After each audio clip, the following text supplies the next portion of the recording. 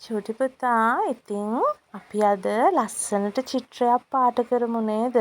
එතකොට චූටි පුතාට පුළුවනි මගේ බණ්ඩියෙන් එළියට ආවට පස්සෙත් මේ විදිහට ලස්සන චිත්‍ර පාට කරන්න.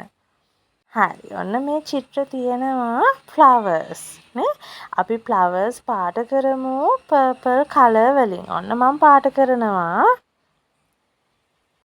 ඉතින් මගේ ආදරණීය බණ්ඩි අම්මලාටත් පුළුවන් මෙන්න මේ විදිහට අපේ බණ්ඩියේ ඉන්න පුංචි පැටියත් එක්ක කතා කරන ගමන් මේ වගේ අපේ මනස සැහැල්ලු කරන ලස්සන ක්‍රියාකාරකම් කරන්න.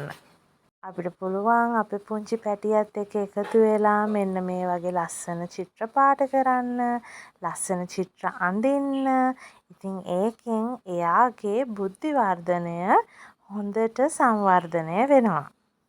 ඒ වගේම තමයි එයා බණ්ඩියෙන් එළියට ආවට පස්සේ එයා පෙර පාසල් යන කාලය වෙනකොට එයා ඉතාමත් නිර්මාණශීලීව ඒ වගේම ගොඩාක් පිරිසිදුව වැඩ කරන්නත් පුරුදු වෙනවා අපේ හුරුවත් එක්ක. ඉතින් මං නම් මගේ බණ්ඩියේ ඉන්න පුංචි පැටියත් එක්ක මෙන්න මේ විදිහට ලස්සනම ලස්සන චිත්‍රයක් පාට කරා. ඉතින් මේක එක දවසකට සීමා කරන්න එපා. ගර්භණී කාලය තුලම මේ වගේ ක්‍රියාකාරකම් කරන්න පුළුවන් නම් ගොඩාක් හොඳයි. මොකද කිව්වොත් ඒකෙන් අපේ මනස සැහැල්ලු වෙනවා.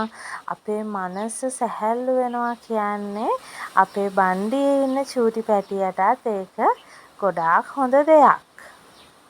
ඒ වගේම තමයි මේ විදිහට චිත්‍ර අඳිනකොට මේ වගේ රූප පාට කරනකොට ලස්සන වර්ණ භාවිත කරන්න. ඒ කියන්නේ අපේ ඇහැට වගේම අපේ හිතට සතුට ගෙන දෙන ලස්සන වර්ණ භාවිත කරලා මේ විදිහේ චිත්‍ර පාට කරන්න පුරුදු වෙන්න. ඒ චිත්‍ර පාට කරන ගමන් අපේ බණ්ඩියේ ඉන්න පුංචි පැටියට ඒ පාට ගැන ඒ රූපේ තියෙන දේවල් ගැනත් පොඩ්ඩක් කියලා දෙන්න. එයා අහගෙන ඉන්නේ. ඉතින් මට තාම මේ චිත්‍රය ඔක්කොම නම් පාට කරන්න බැරි වුණා.